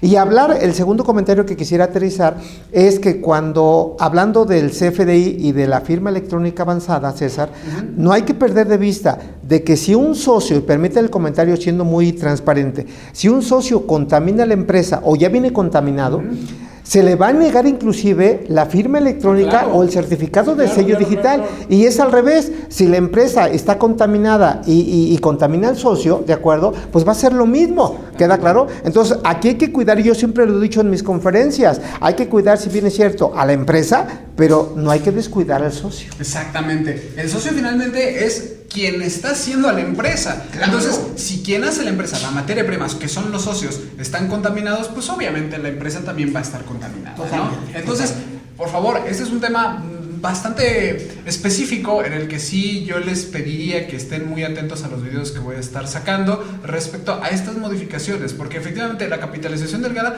es un término que no hemos abordado en este canal, pero que sí es importante que se conozca, porque en determinados casos existen socios que no saben que tienen eso y que sin embargo los contadores lo saben y dices, bueno, pues tú síguelo inflando o deduce todo, yo usé todo, y eso es un problema de delito de defraudación fiscal. Y recordemos que el delito de defraudación fiscal puede tener consecuencias muy lejos, que hablando dicho sea de paso, igual ya lo mencionó usted hace un momento, el artículo 108 tiene por ahí también una propuesta de modificación, incluso con todos estos cambios vamos a ver que sí tenemos un problema si nosotros no atendemos justamente a estas propuestas de cambio. Entonces, acérquense con sus abogados, acérquense con sus contadores, acérquense con expertos en la materia respecto a esto. La capitalización del gado es un tema que no puede dejarse de lado, lo voy a estar explicando en los próximos videos, nada más para que se den una idea de lo que vamos a estar ya abordando en próximos y futuros videos con ustedes. Entonces, les pido que se suscriban, que activen la campanita para que ustedes estén muy atentos de lo que vamos a estar aquí abordando.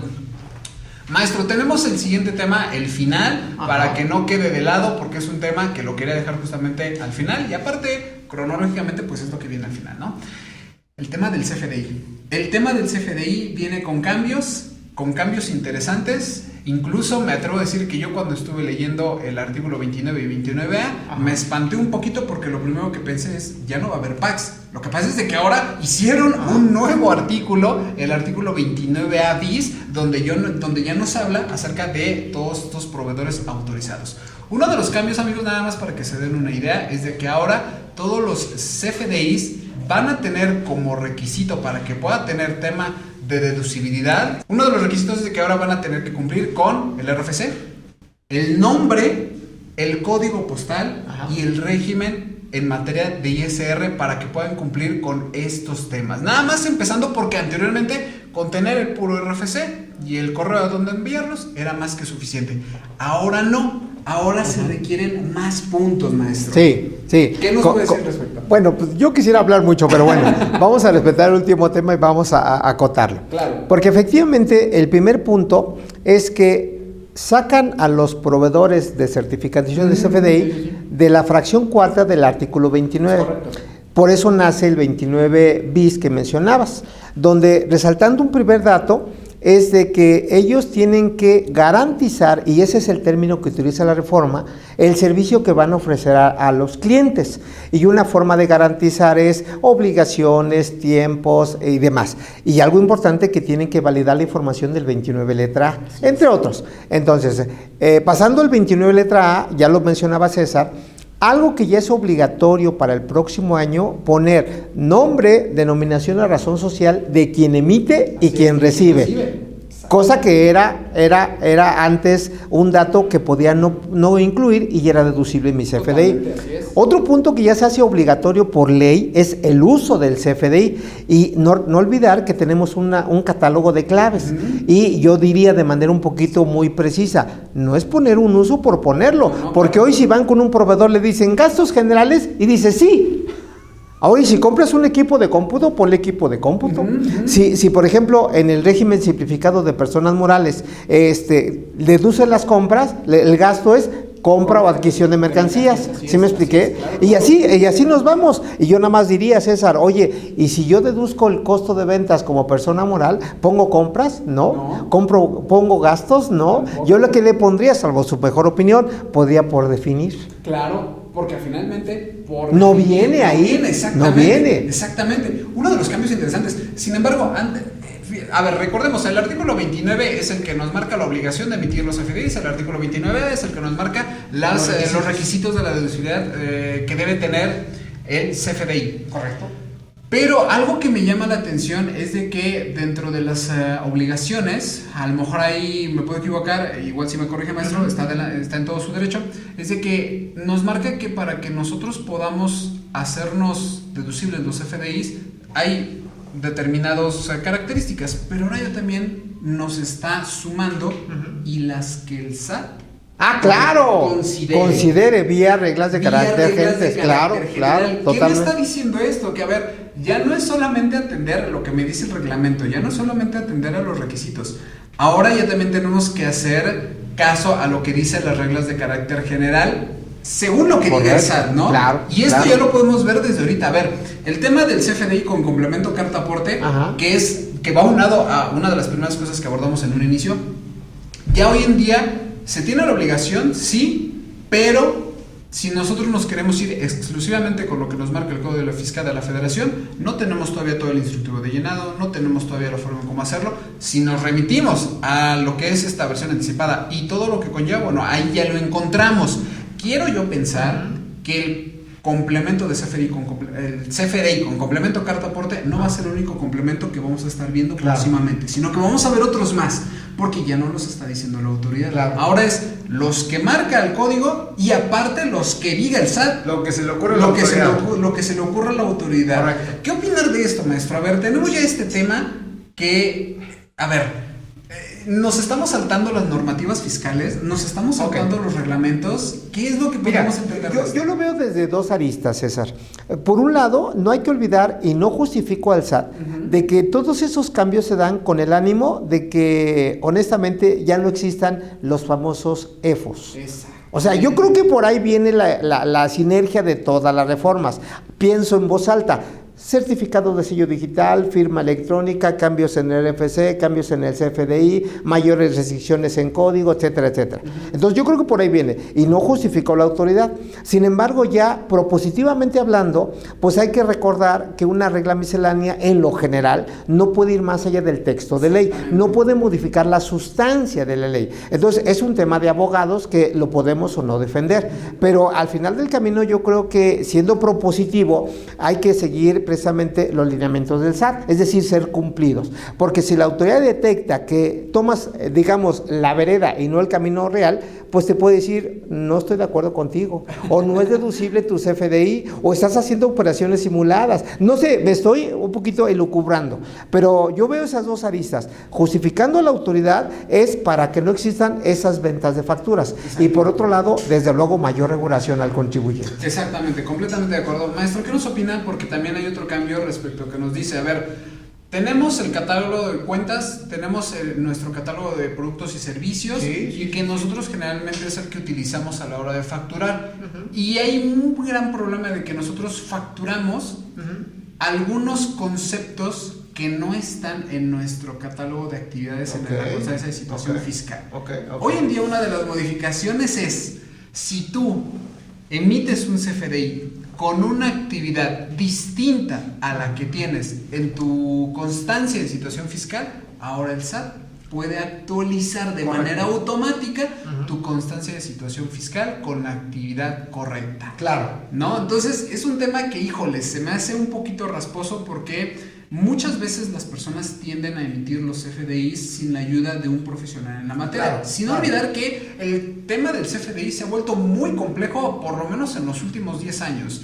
Desde antes que nada más era la emitir las facturas en papel, hasta hoy en día que tenemos instructivos, manuales, guías, códigos y un montón de cosas, y la gente sigue pensando, bueno, pues yo lo emito, pues es como antes, nada más que ahora es digital. No, amigo, a ver, espérate, ahora sí es diferente. No va por ahí. Y ahora, si te equivocas, va a haber una repercusión del lado de tu constancia de situación fiscal, que eso implica y puede llevar a nuevas obligaciones sin que tú estés enterado. Totalmente de acuerdo. ¿No? Fíjate, César, ahí nada más yo acotaría lo siguiente. Adelante. Haría hincapié en lo siguiente. Mira, la comparación que tú mencionas, la autoridad lo pone de esta manera.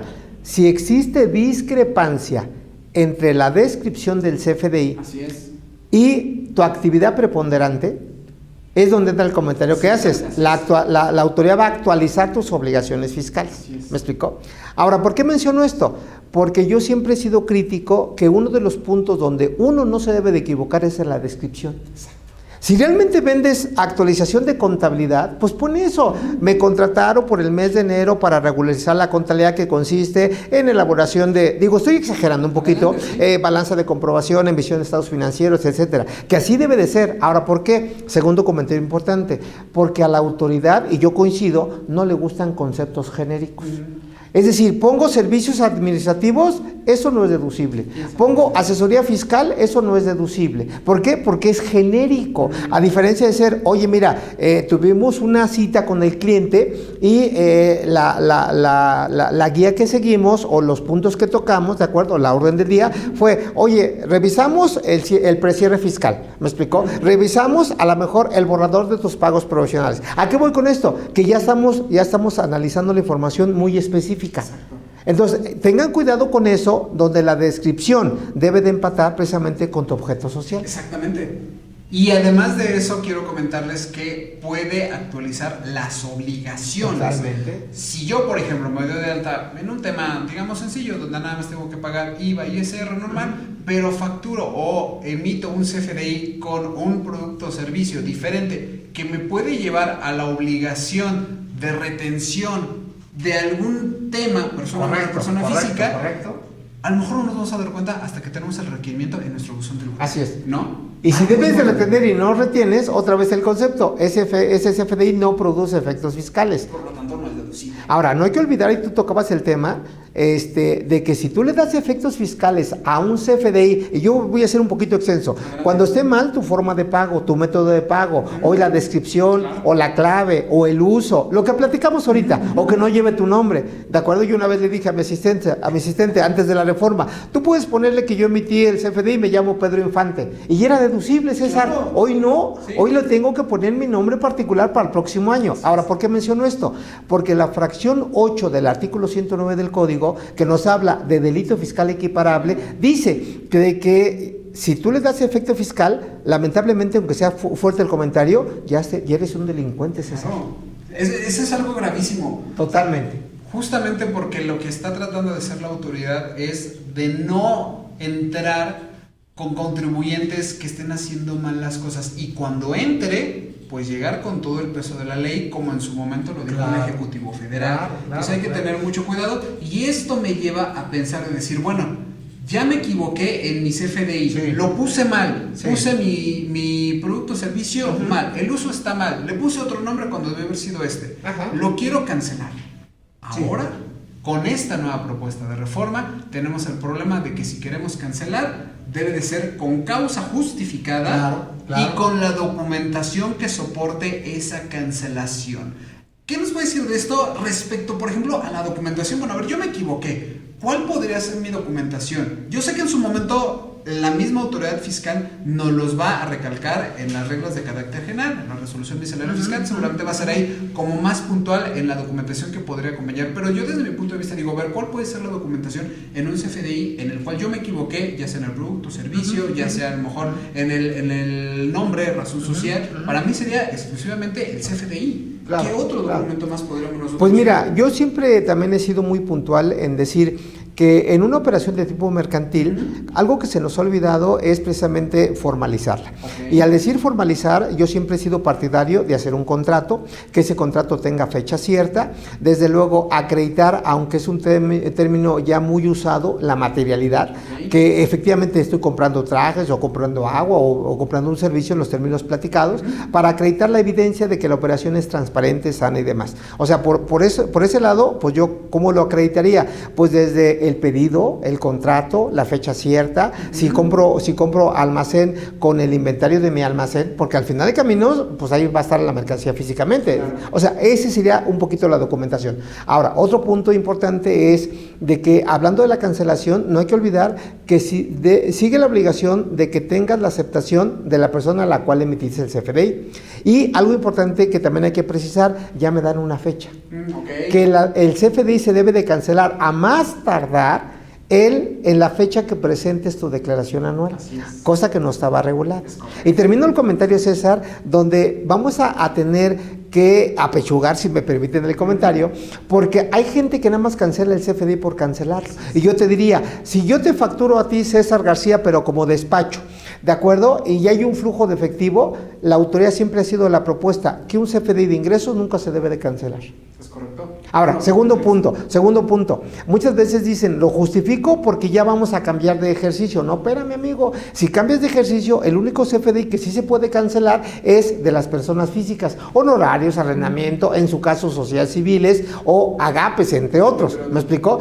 Pero solamente realmente hay que aplicar lo que dice la ley, no de manera general. ¿Sí me explicó? Porque yo cierro el comentario diciendo que se ha abusado.